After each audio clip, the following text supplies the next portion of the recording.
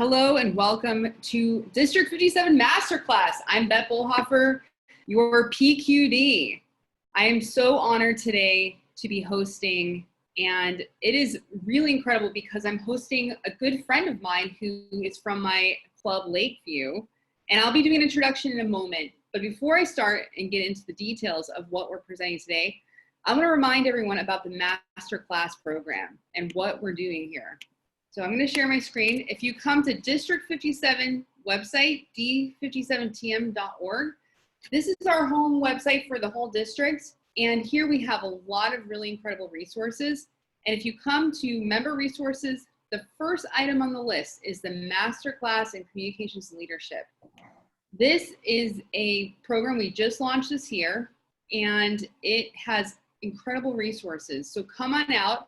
We have today's session, the magic of fear. Who knew that fear could be magical? Embracing change to achieve success, and Eleanor will be presenting today. But on Monday, we also have another presentation. Evelyn Hess and Steve Bolhofer are doing Posture Mythbusters 7 to 8. And who wants anxiety? Come out and hear John speak about minimizing anxiety to maximize performance. Also, all the master classes are recorded. If you want to come out and see all the ones that we've had before, we have a whole huge range of them. So please come out, visit the website.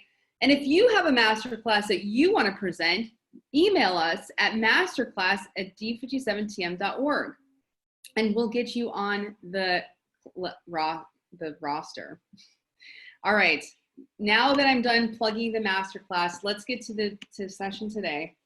And let's talk about some logistics before I introduce Eleanor. We actually are going to try something, and if it doesn't work, we'll pivot, but that's okay because we are agile. So the thing we're going to try is having everyone have their videos on.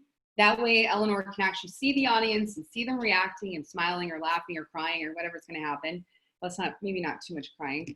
And so we're going to try that, but be sure to stay on mute because we will have lots of background noise, as you know, humans have in their houses.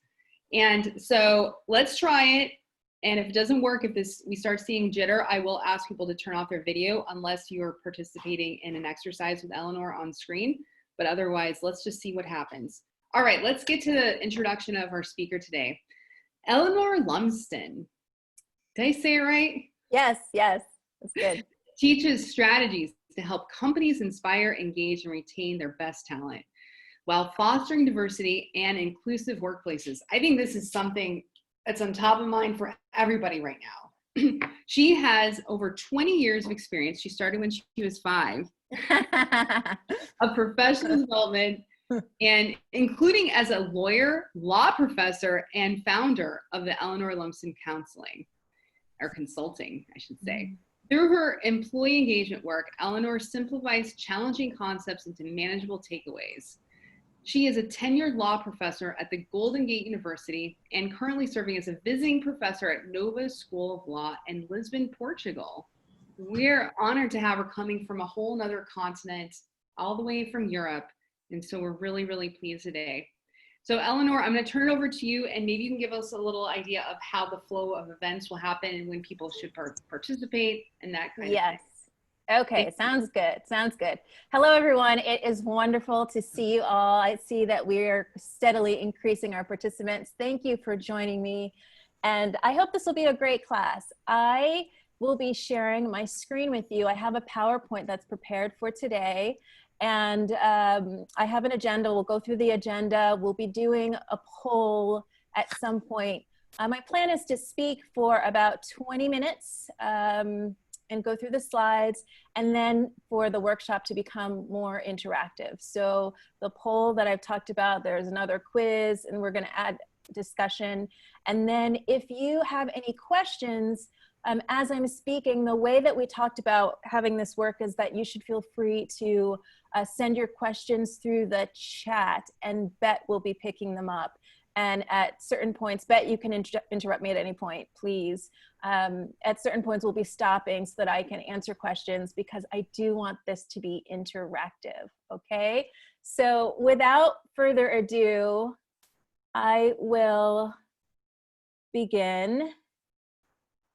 Let's go.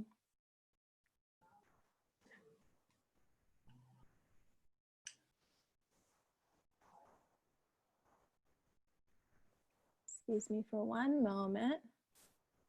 If you hit F5, you should go into presentation mode. Oh, okay. That's great. See, the keyboard shortcuts. Wonderful, wonderful.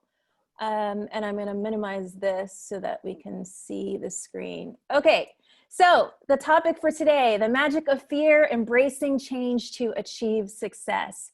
What I would like to convey throughout this class is that fear can be transformative. And I want to distinguish, I will be distinguishing fear from stress and or anxiety. But fear can be magical and it can propel us to greatness. And I want to talk about what does that mean? What does fear mean? What does neuroscience have to say about it? And how can we use it as a tool to further ourselves, to progress in our careers, personal development, whatever it is that we would like to do. So the plan, let's talk about the plan. So the agenda today, the welcome, introduction, thank you, Bet. Our objectives I'll go over in a moment. We'll talk about what fear is in culture and pop culture, and then in neuroscience. We're going to do this poll I talked about before, where we're going to try to identify our fears, any limiting beliefs that we may have, and our goals. And from there, we're going to develop a plan, an ACT plan, as I will describe later. And we will also talk about accountability and then next steps. Okay, so by the end of the workshop, I do want you to have the makings of a plan in place so that you can take this and then go forward from there. Okay, so just a little bit about me. I know I prefer to know a little bit about the speaker. So I am a law professor, as Beth said, and a consultant, and I write about many things. But the main thing that I wanted to talk about is that I was born in Jamaica. I'm from Jamaica originally. My family moved, or I moved when I was 3 years old to upstate New York. I am from outside of Albany, New York, for anyone who knows where that is. And I grew up there and went to school mostly on the East Coast, actually entirely on the East Coast, and then moved out to California after college and to the San Francisco Bay Area. I moved to San Diego first and then to San Francisco. And then I was in San Francisco for 21 years. And a year ago, just a couple of weeks ago, my anniversary passed, I moved to Portugal. I am here currently on a leave of absence from my school, Golden Gate University School of Law. And I just extended the leave, so it's gonna be another year. And I'm out here teaching this year and doing a PhD. So I am plenty busy. The kind of work that I do as a consultant is employee engagement work and professional development trainings. And I also do trainings on inclusion and diversity. I'm having a talk next week with Stanford Law School. I used to work there for a couple of years, about going and doing a training or some kind of workshop there. So these are the things that I am passionate about. So let's talk about our objectives. The objectives for today are in triplicate. One, I would like us to identify any fears, any limiting beliefs or narratives that may be false and that may be keeping us from achieving our dreams. I also would like we'll do it together, to identify goals. What is it that you would like to achieve that you have not, or that maybe you're in progress but would like to sort of finalize or achieve those goals? And then 2, we're gonna draft a plan, an achievable plan, our action steps. And then 3, we're going to talk about an accountability system. I really believe that doing this isn't some sort of pie in the sky exercise, that this is something that you can write down and figure out and work on actively. So those are my objectives for today. So what is fear? What is fear? Let's start with how fear is shown in popular culture, in the media, in movies. Generally, I think we're all, I don't know when it starts exactly, but when we're little, we know about the monster on the bed. This slide is from Harry Potter. I don't know if any of you like or know Harry Potter, the Harry Potter series, book, and movies. But here you can see there's fear. It's these sort of monsters or things, they're beings. It's dark, it's out there in the world, and we don't know, what they are exactly, but we have this sense of foreboding that something is out there and that something might come to get us. And that's shown all throughout all of the shows that we watch in literature. And I think this picture is really telling as well, because you've got this little boy, and he's what would be in film we would call the hero, right? And he is the light against the darkness. And so this trope is so common. It's, Harry Potter is this little example, but this idea that there are monsters, there be monsters here, and that maybe the monsters or the darkness can be banished by the light. I think it's interesting. What is happening? Okay. Also, this is a book. This is the title of a book that I will talk about a little bit later, or I've put it in the additional resources section.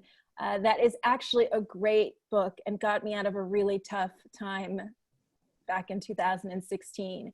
But the idea behind this book is also very common, that you are tough, you are as bad as you want to be, you can just pull yourself up by your bootstraps and work your way out of fear. And so that's something to think about as well. I don't think that that's what I'm going to be talking about later, but I just want to acknowledge that this is very common in the sort of self-help genre, that you can, just get over it. You can do it. Have faith, work harder, and you can banish all fear. That fear is something to be banished. Another approach is you can sort of zen your way to fear, that if only you kind of, climb your way to stillness, that maybe you try therapy, or you get outside help, or maybe just ask Google, that all of these things somehow will help us to overcome fear. So considering these things, these are depictions of fear kind of in the world and popular culture. What does neuroscience have to say about it?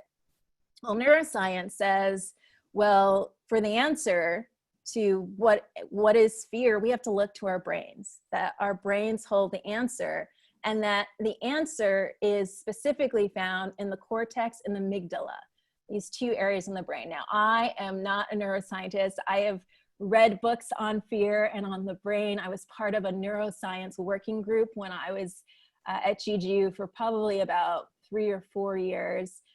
So we talked about it, and it's not an exact science about, how exactly the amygdala works, but people have a pretty good idea.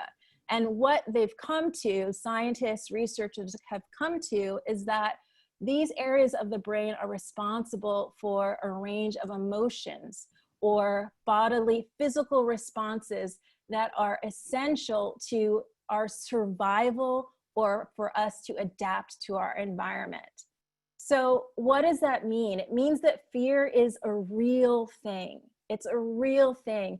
And interestingly enough, this is something that I found particularly interesting, is that fear can be distinct from anxiety. I think often when we're talking about fear and anxiety are paired together, like Fear and Anxiety, Fear and Loathing in Las Vegas, I think of that movie title, as if they're the one and the same, but they actually are different. And so what I'd like us to think about is fear in the context that I'm talking about it today as something that represents a clear and present and identifiable threat. Okay, it's different from anxiety. Clear, and it's present and imagine an immediate threat, okay, as opposed to you just not feeling kind of generally anxious. Fear depends on the context, right? So imagine you're going to feel two different emotions if you are confronting a tiger in the wild versus if you are in a zoo and you're looking at one behind the glass. Okay, I recently watched a video on Instagram where these two people were on it looked like a scooter. It might have been a motorcycle, but it was going awfully slow for a motorcycle. And they looked like they were in a jungle. And so they're puttering along, and there's a guy in the front and a woman on the back. And it looks like they're driving through a jungle, like a very empty road. And she's got it's either a camera or phone out, filming facing backwards. And out of nowhere, this huge tiger is bounding towards them. I mean, you should Google it if you can. It's bounding towards them, going at speed. And I'm surprised she wasn't screaming. She was probably too scared to scream. And even just watching it makes your heart stop in your throat just to see it. And the tiger came within a foot of them. And they were probably, I don't know if the guy saw and he put the speed on and they took off and they escaped, but it was a near miss situation. And I think, I watched it a couple of times because I was just like, oh my goodness. I think there was a little bit of a thrill, like, are they going to get eaten? But then afterwards, I was like, this is an incredible moment. But the context really makes a difference when we're talking about fear. 2, fear can be contagious. Many of us know this, that we are all social animals. And so we feed off of each other. And this can be seen in so many ways. I have so many examples, but if you think about students passing fear from one person to the other. Back in the day, I used to go to the UCSF library, the medical library, when they're almost doctors, were studying for their exams. I wasn't in medical school, but when I needed to get something done very badly for work, I would go there and feed off of the nervous energy in that library around exam time. They were stressing about their exams, but it passed itself off onto me. So I was typing away. I got a lot done. It was very productive. And then I could go home while, they were there for the rest of the night. I don't know, into the next day. It was pretty intense. But the point is that we can feel fear from others.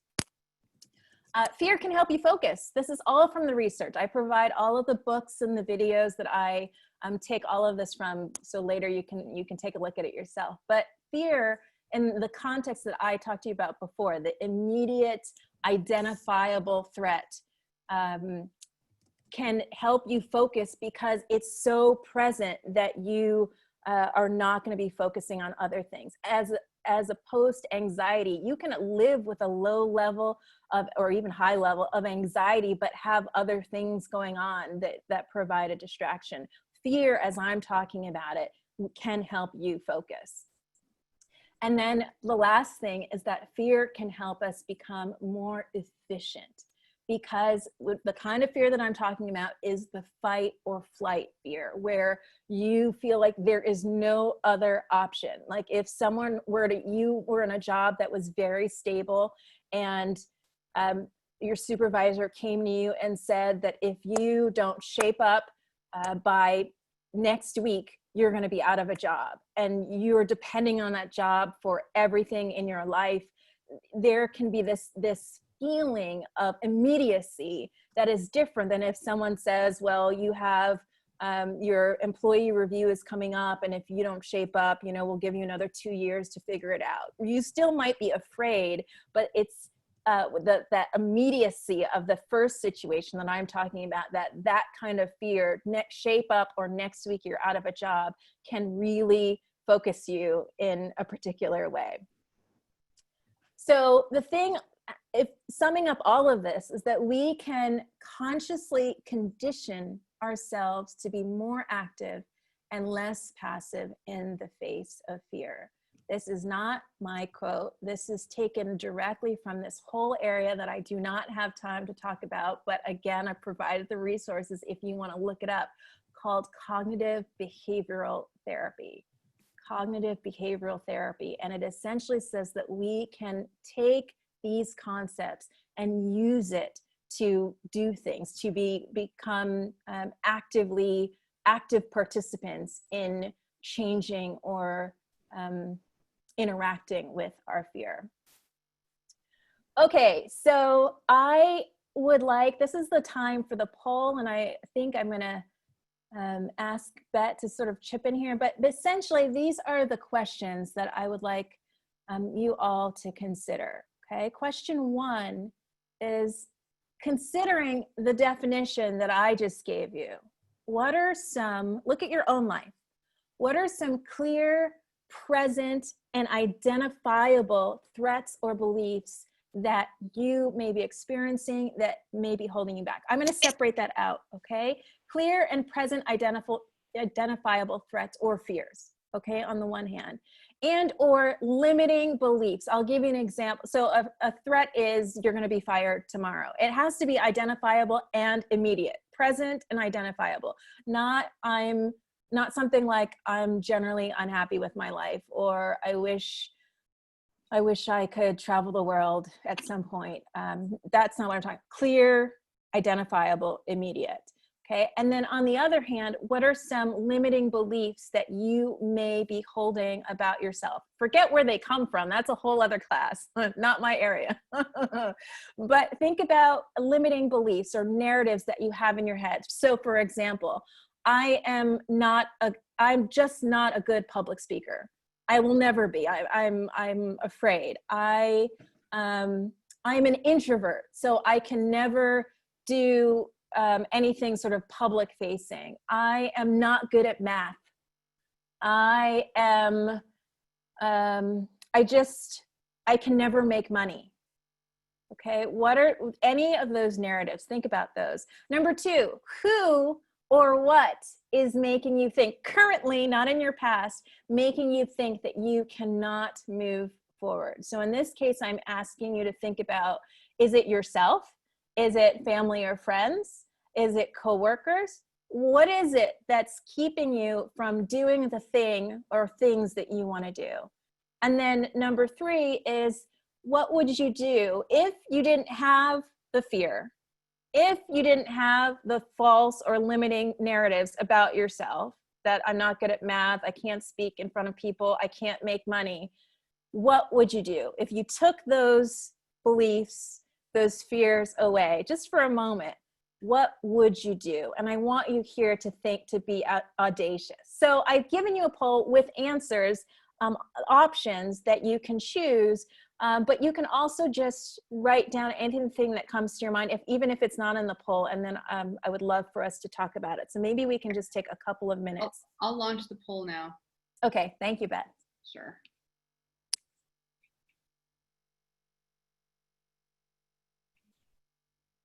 Does everyone see the poll?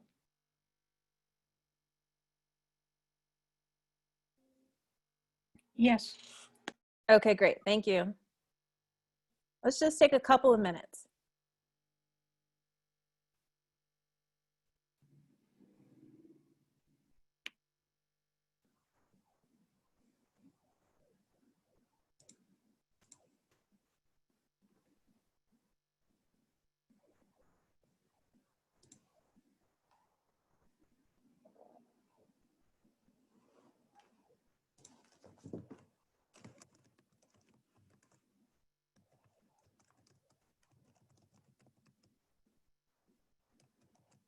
This is a great feature. Great to see these responses coming in.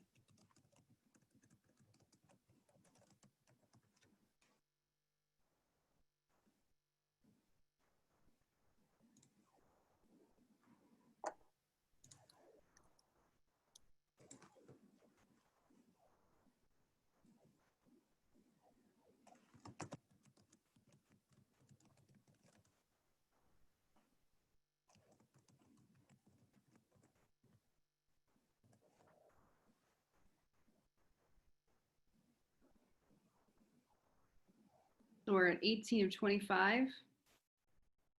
Okay. Getting close. Yeah.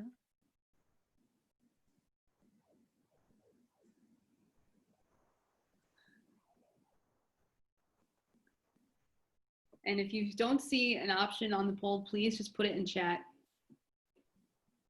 and we'll look at that.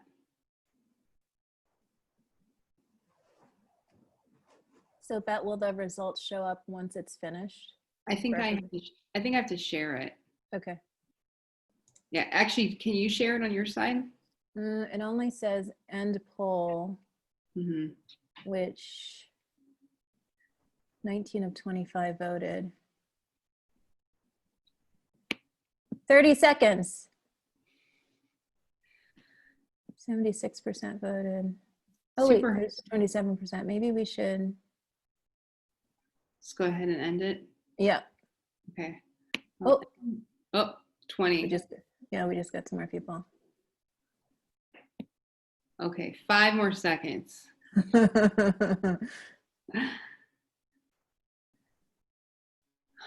That's very beautiful. Okay, I'm gonna end it. I haven't seen any Okay. come in. Okay. See if we can share results. Okay. Do you want to, or shall I? Go ahead. All right, can everyone see it?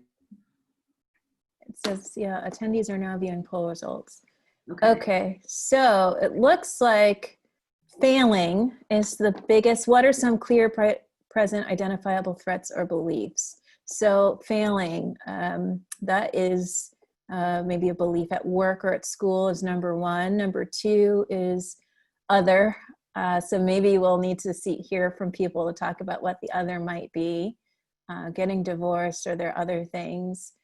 Number three is taking care of others, family, relatives. What's going on here with these other questions? Can we have people, anyone unmute themselves, Beth? Do we have a little time? Yeah, let's see what people are saying. Some people are putting things in the chat too. I see a few things here. Fear of failing and losing face, fear of loss of loved ones. Let's see, fear of getting sick, fear of life passing too quickly and not having enough time to pursue your passions, fear of loss of income that would trigger a return to poverty. Wow. Mm-hmm. Pretty incredible. Mm-hmm. Does anyone want to unmute and say any of the other things that they had?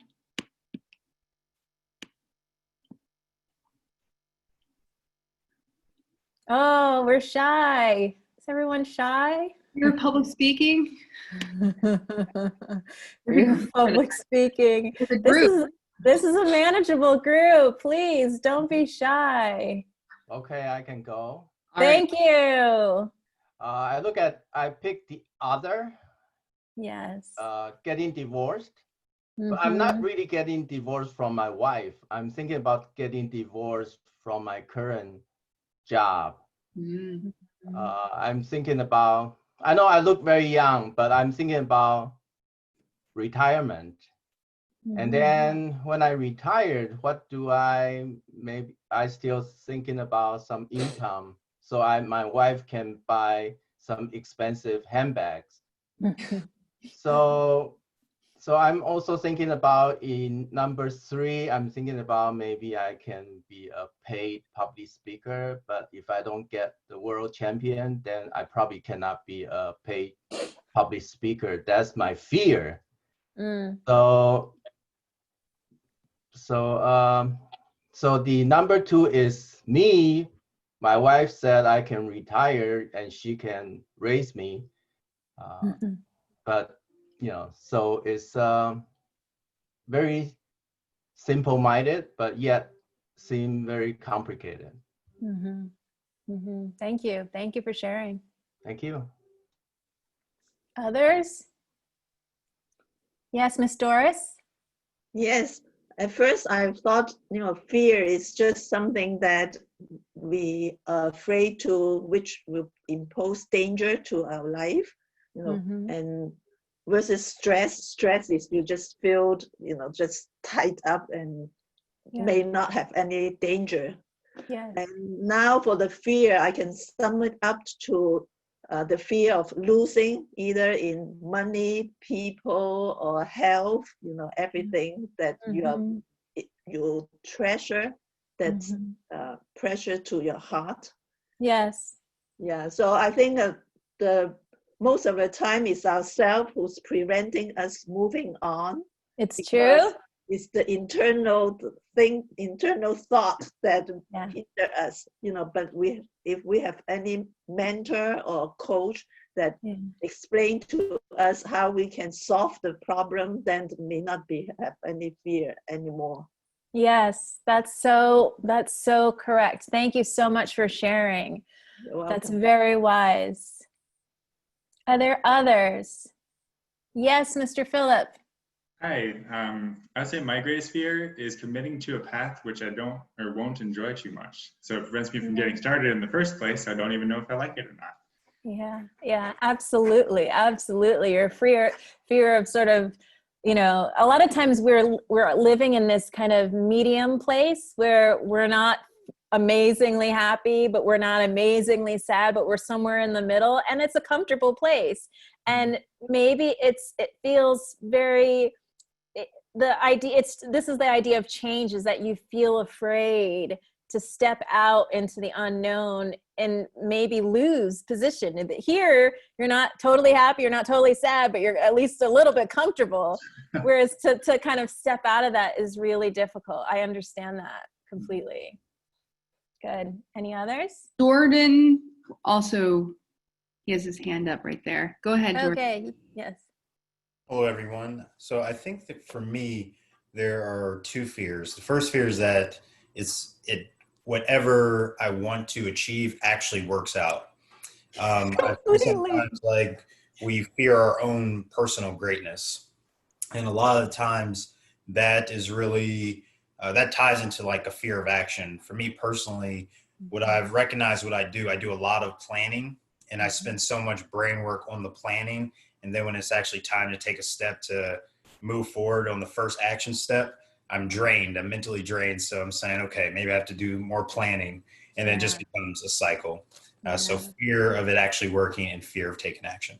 Yes, that's absolutely correct. And in fact, if that's the case for you, you have to read that book earlier, the Jen Sincero book, because she talks a lot about that, is that we were afraid of succeeding. Like you said it openly, but a lot of people, they're not there yet. You're afraid of, well, what happens if I do this thing and I succeed? Then my whole life is going to have to change. It's really interesting. Oh my goodness, that's good. Any final words before we move on? I see Michelle Crespi. We can't hear you, Michelle. For some reason, we can't hear you. You're unmuted, but no, we can't hear you. If you want to send a message to the chat, Michelle, we can pick it up that way. I don't know what's happening. But while we figure that out, I just want to say that for all of those responses, I think what I wanted to convey with the poll is that many of the expressions, the things that we were talking about, don't exactly rise to the level of immediate, identifiable, like clear and present danger, flight or fright. They're things that make us anxious about sort of making choices, about giving up one thing for an uncertain future, but it's not the sort of immediate fear. And so the question that I have for all of us to think about is, what would it take?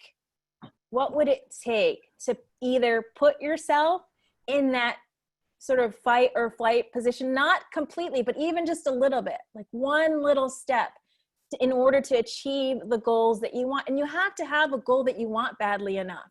Like I wanted to live overseas, but I've been wanting to live overseas for 10 years or more. And it wasn't until I took a step, and the step was I bought a one-way ticket. And I wasn't ready to buy, like the buying of the one-way ticket put me in this, honestly, it was in a fight or flight situation. Cause then I thought, oh my goodness, what's going to happen now? Like, am I quitting my job? And the thing is that one little step led to all of these other things that I couldn't have predicted, sitting back and sort of trying to plan it out, how it was all going to happen. Right. So let's go back to the PowerPoint. I want us to keep moving through this and thinking through all of this. So it's time to act. If we're going to act on our goals or fears, we have to first identify them. So one, analyze. Okay, so we talked about our fears. we talked about, or you might already have in your mind what your limiting beliefs are, that you can't do X, you're afraid that your life is going to be worse if Y. But I'd like you to also think about your goals, right? What are your goals, and which one of them, if any of them, are really important to you? That you, not just like, someday I'd like to write a book. For somebody that might be a very pressing goal, like you want to write a book next year.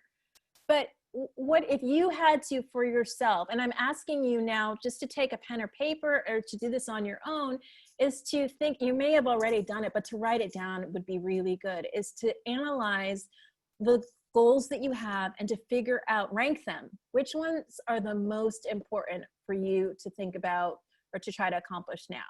Okay. Number 2 is to convince yourself. Can you convince yourself that you can do whatever it is that you need to do in order to make that dream come true? Okay. So 10 or more years ago, when I was thinking about living overseas, I wasn't ready to move overseas. I was sort of a pie in the sky kind of thing. But as time progressed and I watched other people do it, and I watched sort of the clock ticking and life sort of passing, I hit 40 and then I passed 40 and I was like, well, is this going to ever happen or not? I got closer to being able to convince myself that this is something that really was closer to the top of my list of things that I wanted to do. 3, you have to trust. Can you trust the process? So what I want for us before we leave is that you're going to establish a system. There's a system. It's not this idea of identifying goals and acting on fears. It's not up in the sky. There has to be a plan, and you have to see a way forward. So once you have the plan, and we're going to talk about a plan, are you able to trust? At some point, you have to do some work. You're going to have to take 1 step or 2 steps or 3 steps at some point along the process. But then you kind of have to sit back and trust that things are going to change, and that it might not be immediate, but that you've put in an action, a process into motion that will yield results. Okay, so as part of our process, you have to be accountable to somebody. Okay, so it's great. I applaud you all for even showing up on this call on a Saturday morning at 11 o'clock for you, when you could have been, who knows, sleeping in, doing laundry, going on a run. So the thing is to think about going forward, who's going to help you on this journey? You figure out what your goals are, right? Or if one goal, pick a goal. Okay, and then we're going to think about who in your life is going to help you, because you can't, it's hard for me to say this, you can't do it alone, but you can't do it alone. I have not been able, I think of myself as a very proactive person, a can-do person, but I would never say that I have been on this journey alone. I've not been. I've had a lot of help along the way. So we're gonna try to think of specific people who can help you with your goals. And here you're gonna look for people who are basically, this first point is a little bit confusing, so I'm gonna clarify it here.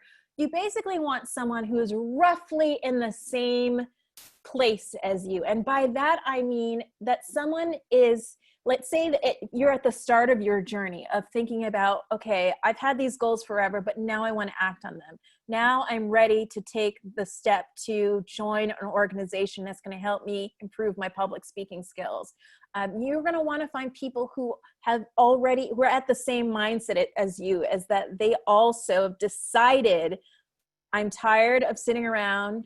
I'm tired of, watching Netflix night after night after night. Not that there's anything wrong with that. That's great. But I'm ready to move forward, and I need someone who's willing to move forward with me. So you're going to look for someone who's roughly at the same place.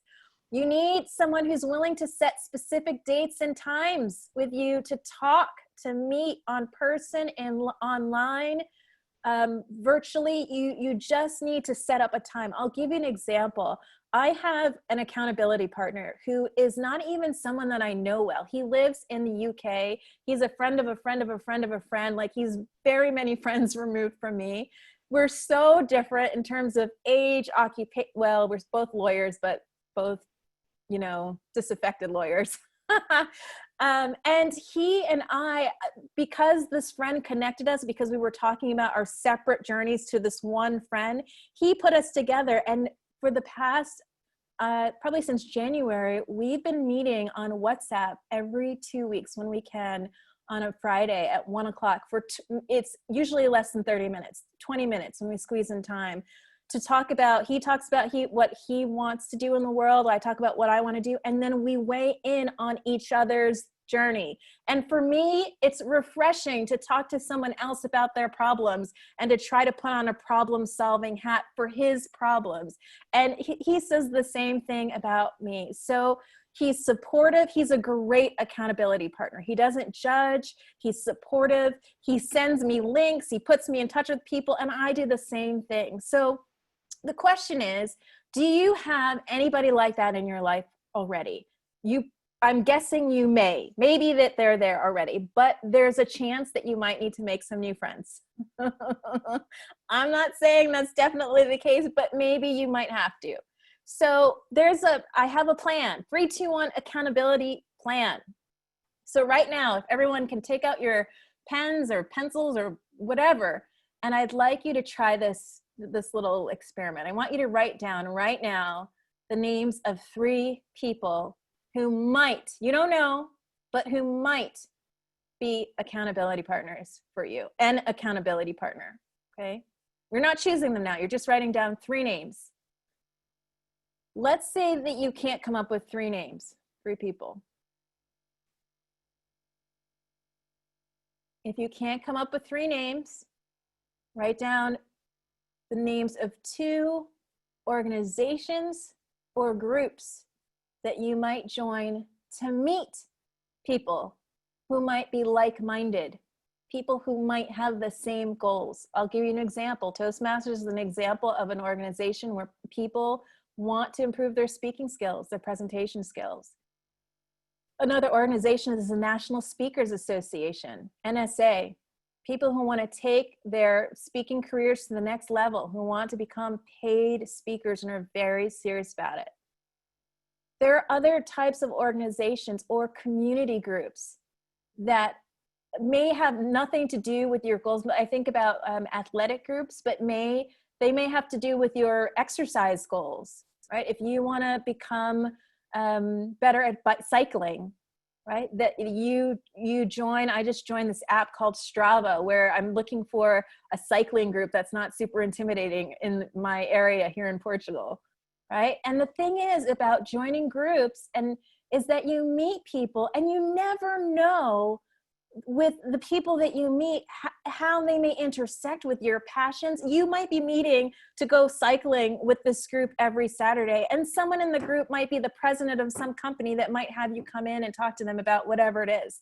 So it's really important that we expand our circles, expand our networks to expand our lives. Number 3, if you can't think of 2 organizations, I'd like you right now to come up with a date by which you are going to try to do A and B. So let's say the date is by Tuesday end of day, right? It's hard to do something on a call like this. You know, I'm not watching you. You're not in my classroom. I can't force you to do it. Maybe you'll forget all about me after this call is over. But here, if you put down a date, put it in your calendar, put it in Google, and say 3, 2, 1, 3, 2, 1 accountability, whatever it is, and force yourself to do this work, okay? 3 people who might help, 2 organizations that might help. And the thing is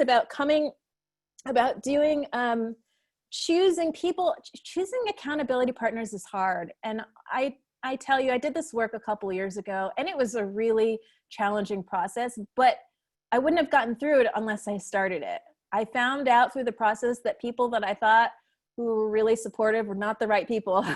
They're my friends, but they're not the right people to be my accountability partners for various reasons. Sometimes people love you too much and they want to support you, but they also kind of want to tell you what to do and kind of hone in on your thing, and you kind of need a little distance. It might take a little bit of work to find the right person.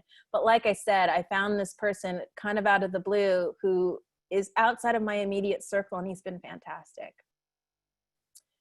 So also important as we're doing all of this work is that on the one hand, there's this fear, okay? And so on the one hand, I want you to think about how you can jumpstart or activate the immediate identifiable present fear that I was talking about earlier. So this is taking a small action step, like buying the one-way ticket, like sending an email to the head of some organization where you want to speak at a conference. Okay, it's the audacious thing that you're going to try to do to bring yourself one step closer. Okay, so that's on the one hand, that's the fear, that's the using fear to make a change, to succeed in some way.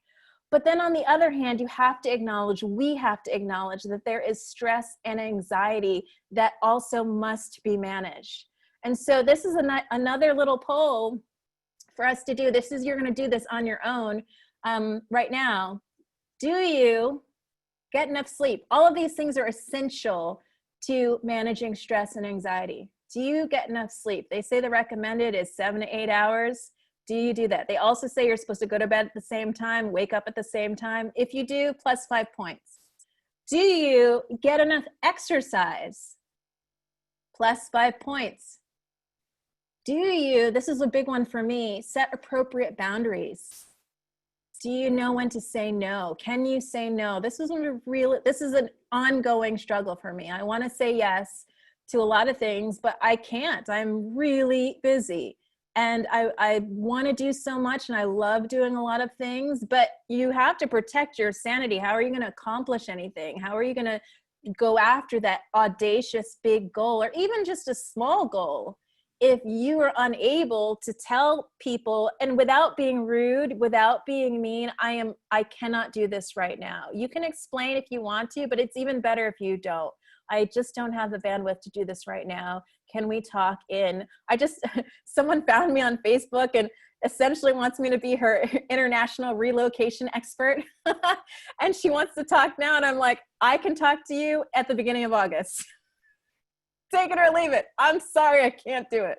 So setting boundaries is really important. And I had to do a whole lot of work around this. You may need to as well, but someone once told me, a coach once told me, you're saying no to others is saying yes to yourself.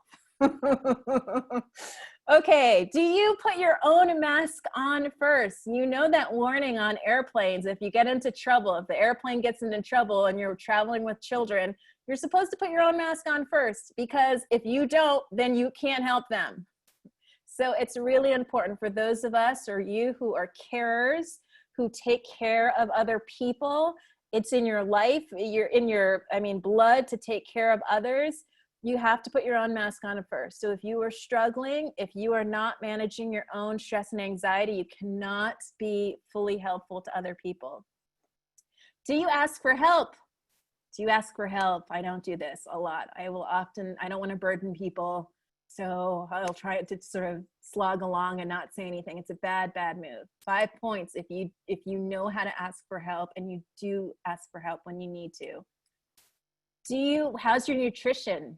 Do you eat well? Here, I'm really thankful I'm here with my mom, because otherwise I'd be working and eating chips and Cheerios for dinner constantly. So she's helping me. Again, I'm here. I've got a partner here who's helping me on this huge transition.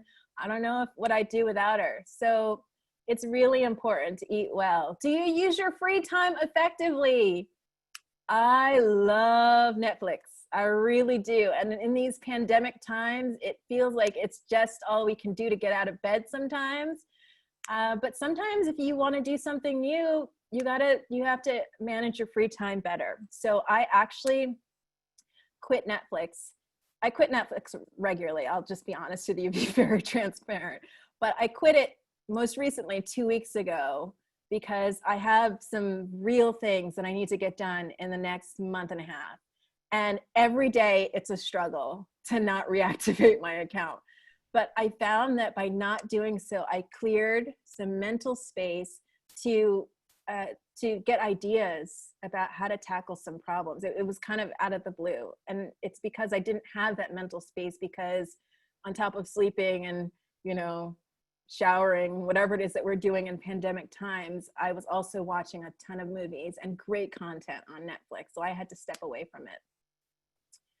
Do you nourish your soul? This is, in the additional resources, I give a lot of ideas, but here, for those of us who are in our brains and our heads a lot, you have to get out of them. You have to do things that, it's dance, it's exercise, it's going to museums. They've got a lot of free virtual museum tours now during the pandemic. I'm on a lot of webinars for fun, right? I attend one from the actors from The Last Kingdom. It is so fun. They're not in my area, but it's fantastic and gets me out of my own head. So add up your points, please. And see, I've given you sort of a little rough scoring. Everybody likes grades, right? Giving you some scoring ideas, right? Are you in the excellent category? Are you above average? Are you in needs improvement? You know where you are. So looking at this quiz, thinking to yourself, where are some areas that you might improve? Okay. This third one is very important. Where might you find outside help? If you can't do all of this on your own. For people who've got families and kids, people with kids in quarantine, yeah, I hear you, okay? But you need to find outside help sometimes in order to get some of these things on the left side of the screen done. Okay, so how can you find help? Can you find someone who can help with cleaning? Can you find someone to help with cooking? Can you trade off with your partner nights where you get well, maybe not the whole night, but you get an hour or two to work on your own stuff? Okay, there has to be a plan. It can't be a, maybe I'll figure it out someday. It needs to be a systematic plan.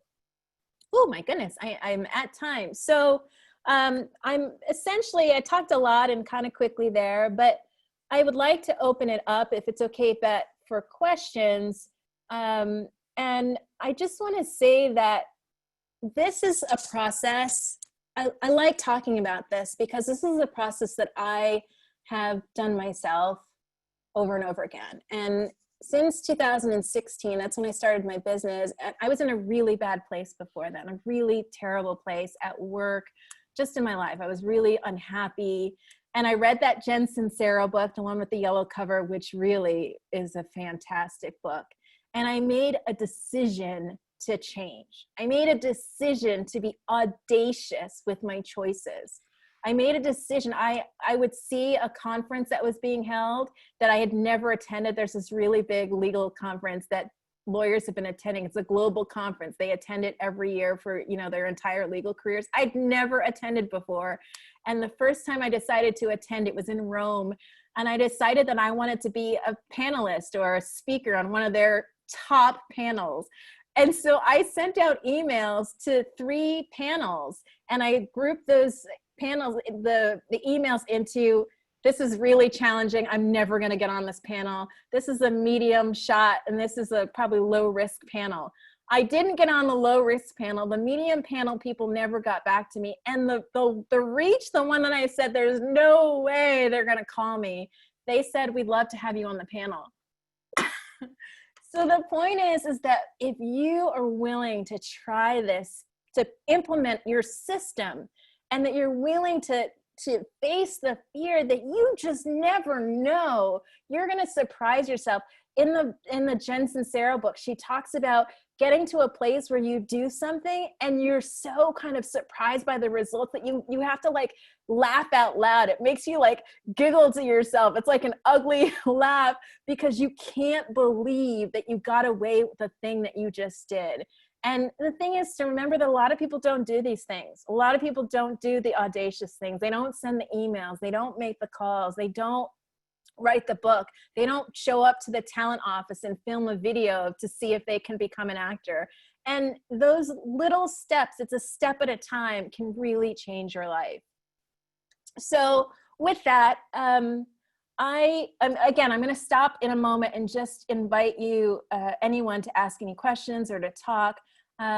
if you would like to connect with me further or talk further, an hour is a really short time. Usually professors, we don't talk in less than 90-minute bursts. But if you would like to connect with me, I do send out a newsletter. It's not monthly yet, it's at quarterly right now, but I do send out a newsletter where I talk about different things, things in Portugal, communication strategies, book recommendations. So this is the link here. And then I'm also offering another class, a webinar, communication strategies to get what you want. This is now you're ready, you know what your goals are, and you want to send that email and you want to make that call. How do you do it so that you get the answer that you want? So it's on Eventbrite. I think it's live just about now. And anyone who attends this class, this webinar who's attended, you get a promo code where you get it for just $5. I had to do a little fee to cover my costs, but you can sign up for $5 and there's the link to it there. So with that, I'm gonna stop sharing and see if there are any questions. Any questions, comments? I probably have time for maybe one or two. And Michelle, you were trying to talk before. Do you want to try to speak again?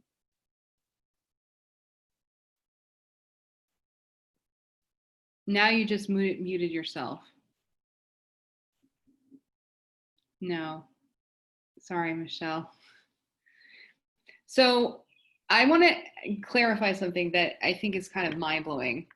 Eleanor, you're saying that instead of, this class is not like, learn how to get rid of fear by avoiding it or something. This is about take your goal, figure out your fear, and then make it real so that you actually leverage the body's instinctual reaction to make it happen. Yes. Make your goal happen. Yeah. Yeah. That's exactly it. That's like, psh. Yeah. So that's the thing, is that we have to, if we're comfortable, we're not in the state that we need to be in order to make a big change. You don't come from a place of comfort. I didn't have time really to talk more about my story, but I was a professor.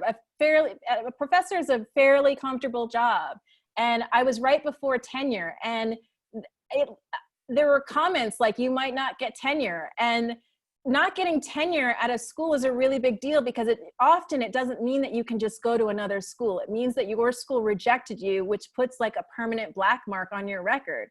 So I was forced into that fight or flight response where I was like, and for a while it paralyzed me. And then I was like, wait a minute. If I could do other things. And so that's how I went to I bought my one-way ticket to Lisbon for the summer. And I was in that fear response. And that's how I got the courage to send emails to random deans at law schools out in Lisbon to see if I could teach out here. So that sort of backup plan turned into my, here I am in Lisbon, the sun is setting now. So I'm just saying that if we can all figure out, from the poll responses, I didn't hear people talking about the fight or flight fear. I didn't hear it. I heard like, I'm kind of afraid, da, da, da, da. But you have to have that fight or flight fear for the goal that you want in order to move towards that goal. So sometimes you have to do something yourself first to get yourself into that fight or flight position. Okay, so it's like walking through an unknown door, but nothing can happen until you walk through the door. Okay, that's amazing. So we are pretty much at time. Eleanor, people are asking if you can repost the slide. Can you share the Google Drive link and see if people can use that? Or do you want I can send everyone. Wait, what do you need? The slides? Yeah, people are asking to share the slide, the last slide especially. I think they want to see this last slide with the sign up information. Yeah. Okay, wait, I have to think about the fastest way to do this. I think what I can do Reshare it also, or you can also paste it into the chat, people are asking. Yeah. So while you're doing that, I want to go ahead and say, thank you so much. This has been amazing, but I really want everyone to take the survey. We're going to be sending out a survey in the next few days. So please send a survey and give Eleanor feedback so she can improve. We are Toastmasters. And also sign up for the masterclass on Monday. It is another free masterclass. It's all about posture. We're all sitting at our desks slumped over, right? How can we have a better posture while sitting at our desks at home? All right, yes, I see it now. And I'm going to send a couple more things too, okay? The additional resources. All right, so please sign up and then sign up for anxiety. Sign up for how to alleviate anxiety with John, which is the next one. So let's go ahead and give a round of applause and please fill out the survey. Thank you. Thank you. Thank you. It was great Thank you. seeing you all. Fantastic. Please feel free to Thank connect you. with me. Wonderful. Okay. Anyone. Bye. All right, thanks, Eleanor. No problem. No problem. Thank you. Thank you. Okay. Bye-bye. Bye. You know how to get the file back now?